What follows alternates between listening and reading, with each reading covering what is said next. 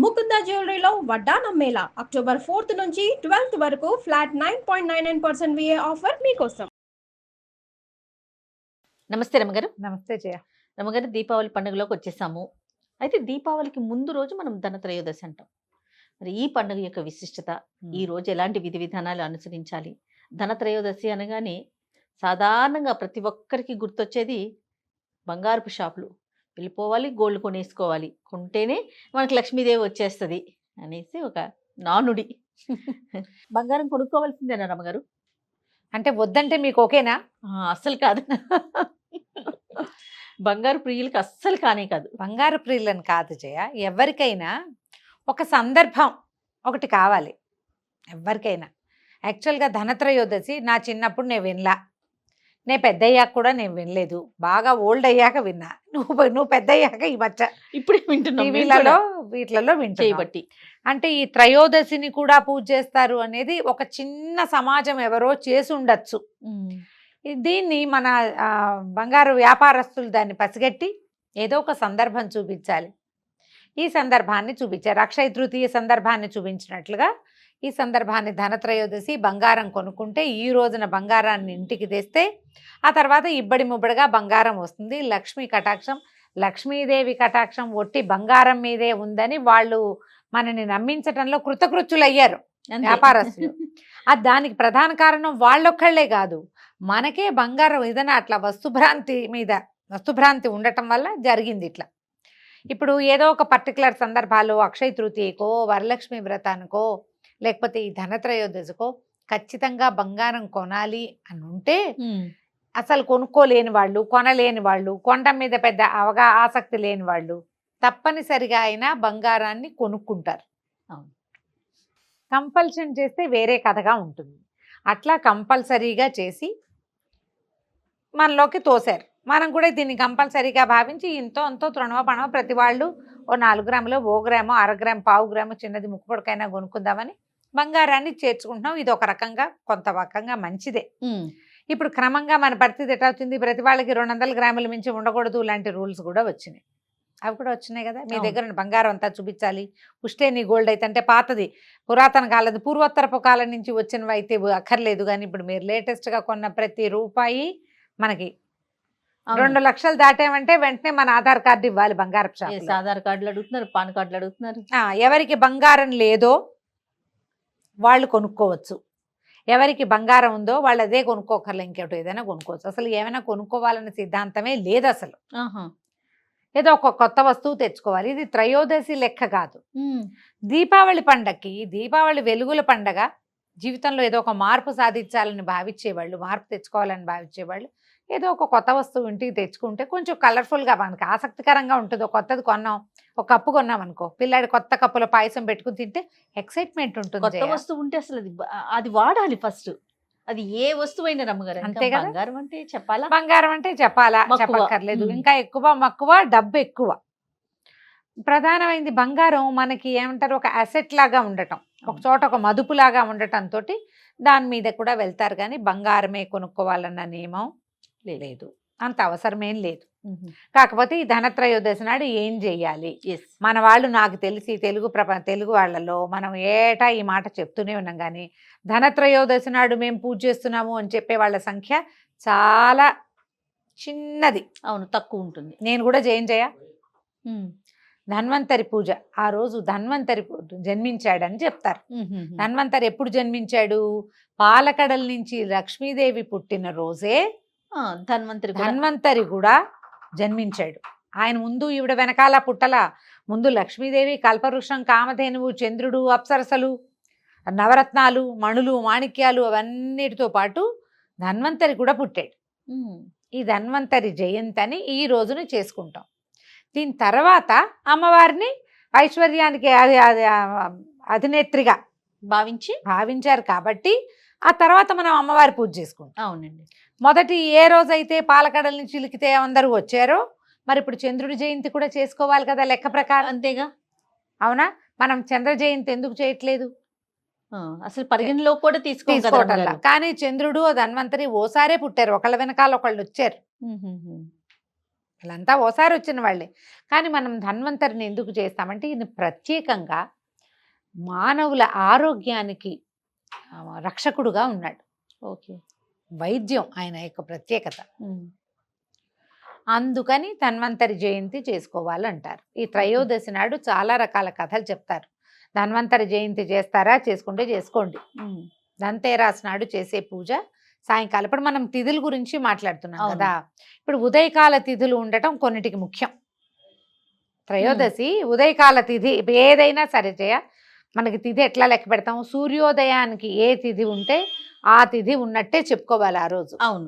కొన్ని ప్రత్యేకతలు వేటుకున్నాయి. పౌర్ణమి, అమావాస్య అవి రాత్రిపూట ఉండాలి. పౌర్ణమిలో కానీ అమావాస్యలో కానీ మనం చేసుకునే పండగలు ఉంటే అవి రాత్రిపూట ఉన్నప్పుడే ఆ పండగ చేసుకోవాలి. ఇట్లా చూడు, మన రోహిణి నక్షత్రం అది ఎప్పుడు ఉండాలి, రాత్రిపూట ఉండాలి. కృష్ణ జన్మాష్టమి చేసుకోవడానికి రోహిణి నక్షత్రము ఈ అష్టమి తిథి కలిసి ఉండాలి, అష్టమి రాత్రికి ఉండాలి. ఈ నియమాలు ఉన్నాయి. సాధారణంగా అయితే తిథులన్నీ మనకు ఉదయకాలం ఉండవలసిందే తిథి. అయితే ఈ త్రయోదశి వ్యవహారం ఏంటంటే మనకి 29వ తారీఖు నిజానికి ద్వాదశే ఉంది మధ్యాహ్నం దాకా. త్రయోదశి మధ్యాహ్నం నుంచి వచ్చింది. కానీ ఇప్పుడు మనం ఇప్పుడు చేసుకునేది ఏంటి, లక్ష్మీ సంబంధమైన పూజే. దీపావళి పండగ రోజున అమావాస్య నాడు షాపుల్లో వ్యాపారస్తులు చేసుకున్నట్టుగానే మామూలు వాళ్ళందరూ కూడా లక్ష్మీ పూజ జరుపుకోవచ్చు. ఓకే. జరుపుకోవటానికి ఆవిడకి సాయంకాలపు పూజ ఇష్టం మొదటిది. అది ఎట్లా ప్రదోష వేళ చేస్తే ధన్వంతరి పూజ మరింత మంచిదని ఆ రోజును మనకి 29వ తారీఖు ఫిక్స్ చేశారు. 29వ పొద్దున మీరు ఆ రోజంతా బంగారం కొనుక్కుంటారో, వెండి కొనుక్కుంటారు, ఏమైనా స్టీల్ కొట్టుకెళ్ళి ఏదైనా తెచ్చుకుంటారో, ఉప్పు కూడా కొనుక్కోవచ్చుట. ఉప్పు లక్ష్మీ స్వరూపం కాబట్టి ఏదైనా కొత్త వస్తువు కొనుక్కుంటామంటే నిరభ్యంతరంగా 29వ తారీఖు పొద్దున్న నుంచి రాత్రి లోపల కొనుక్కోవచ్చు. మీరేం కొనుక్కుంటారండి? నేనేం ప్రత్యేకంగా కొనుక్కునే ఉద్దేశంలో లేని చేయ. ప్రతి సంవత్సరం కొంటారా, లేదా ఈ సంవత్సరం లేదా? ఏమీ లేదు. అట్లా ఎప్పుడో కుదిరింది అనుకో, అంతేగాని అది కొనటం కోసమే వెంపర్లాటగా ఏం చూడను.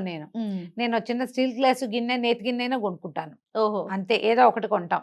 ఆ రోజుకు ముందు రోజో వెనక రోజో వచ్చేసింది అనుకో. ఇప్పుడంతా ఆన్లైన్ కదా, 3 రోజుల ముందు వచ్చింది అనుకో, ఆ రోజున వాడడం మొదలు పెడతాను. ఆ రోజే కొనుక్కోవాలనే సిద్ధాంతం ఏముంది, వాడడం మొదలు పెట్టడం కదా. అదేలే కదా. లాస్ట్ ఇయర్ కాఫీ ఫిల్టర్ ఏదో తెప్పించా, నువ్వు అడిగావు అప్పుడు. నేనేం తెప్పించట్లేదన్నా, ఆ రోజు వచ్చింది ఒక రోజు ముందు. ఓకే. వస్తే ఫిల్టర్ పండగ త్రయోదశి నాడు స్టార్ట్ చేశా. కాఫీ ఫిల్టర్ చిన్నది తీసుకున్నాను, పెర్కులేటర్ పెద్దదైపోయి అంత కాఫీ తాగటం లేదని.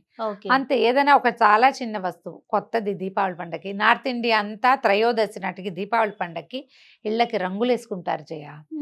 దుప్పట్లు మార్చేస్తారు, సోఫాలు మార్చేస్తారు, బళ్ళు మారుస్తారు, ఇంట్లో కిచెన్ అంతా మార్చుకునే వాళ్ళు కూడా కనపడతారు. నార్త్ ఇండియా వాళ్ళంతా ఇప్పుడు చూడు, నువ్వు పెయింటింగ్స్ అడ్వర్టైజ్మెంట్ అవి చూస్తామా. అవును. దివాళీకి గిఫ్ట్లు ఇవ్వటం కూడా వాళ్ళ పద్ధతి. అందరికి గిఫ్ట్లు కొంటారు బాగా. ఓకే. దివాళీకి ఒకళ్ళ ఇంటికి భోజనానికి వెళ్ళి ఆ దివాళీ ఇవి 5-6 రోజులు చేసుకుంటారు సంబరాలు వాళ్ళు. వాళ్ళకి అదే మెయిన్ పండగ. మనకి సంక్రాంతి లాగా. మనకి సంక్రాంతి చూడు, మనం ఈ పండగ నెలపట్టు పట్టిన దగ్గర నుంచి ఏదో ఒక చిన్న పొన్న సరదాగా చేసుకుంటూనే ఉంటారు, చుట్టాలు వస్తూ ఉంటారు. అవును. వాళ్ళకి అది. ఈ పెయింటింగ్ పండగ అడ్వర్టైజ్మెంట్లలో చూడండి మీరు, దివాళీకి పెయింటింగ్ అని కనపడుతుంది. మనమేం అట్లా చెయ్యం. మనకి సంక్రాంతికి వేసే పద్ధతి ఉండేది మన ఊళ్ళల్లో. అవును. మనకి డబ్బులు వచ్చే రోజులు కాబట్టి. ఇప్పుడు ఏం పద్ధతో వాళ్ళు మాత్రం అదే చేస్తారు. ఇక వాళ్ళ సంగతి ఎట్లా ఉన్నా మనం ఏం చేసుకుంటామో ఈ సిద్ధాంతంగా చేసుకోవచ్చు. రమ్మగారు తలస్నానం చేయటం కానీ, తర్వాత ప్రత్యేకమైన పూజ అంటే ఎట్లాగో లక్ష్మీదేవి చేసుకుంటాం ఆ రోజు. అలాంటి నియమాలు, దీపం పెట్టుకోవచ్చు, సాయంకాలము పూజ చేసుకోవచ్చు.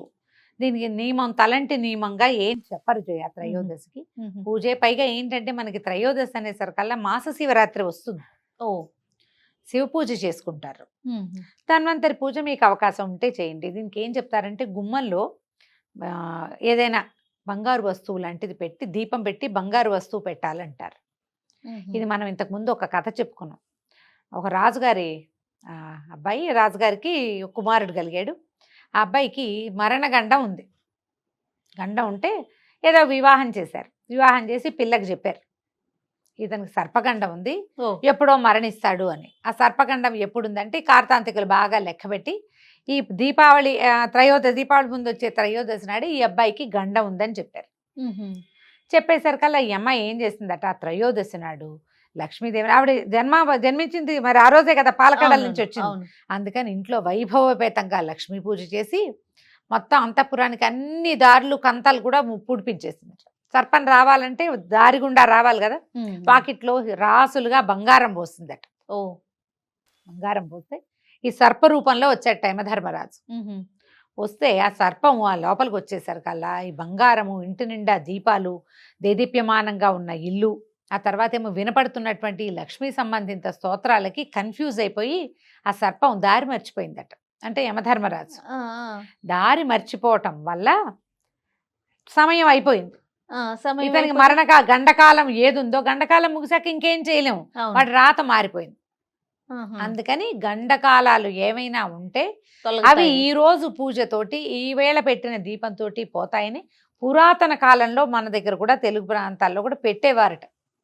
కానీ మనకి తెలిసి త్రయోదశి నాడు దీపాలు పెట్టింది మనం చూడలేదు, తెలియదండి. ఒకవేళ మీరు త్రయోదశి నాడు కూడా ఏవైనా ప్రాబ్లమ్స్ వస్తున్నాయి, ఈ పిల్లలు తరచుగా యాక్సిడెంట్లకు గురి అవుతున్నారు అంటే పెట్టుకోండి, మీ ఇష్టం. ఇంట్లో పెద్దవాళ్ళని అడగండి, వాకిట్లో దీపం పెట్టుకోండి. ఒక చిన్న బంగారు వస్తువు ఏదైనా గుమ్మం మీద పెడితే మంచిది. దీనికోసం ఇది కూడా ఏంటంటే చెయ్యాలి లేకపోతే కుదరదు లాంటి భావాల్లోకి వెళ్ళకండి. మీకు అనిపించి మీ ఇంట్లో పెద్దలు మీ అత్తగారు అమ్మగారు ఒప్పుకుంటే అప్పుడు చేయండి, లేకపోతే ఏమీ లేదు. రైట్. బంగారు వస్తువు కొనుక్కుంటావా, వెండి వస్తువు కొంటావా, చిన్న వెండి వస్తువు అయినా కొనుక్కోవచ్చమ్మా.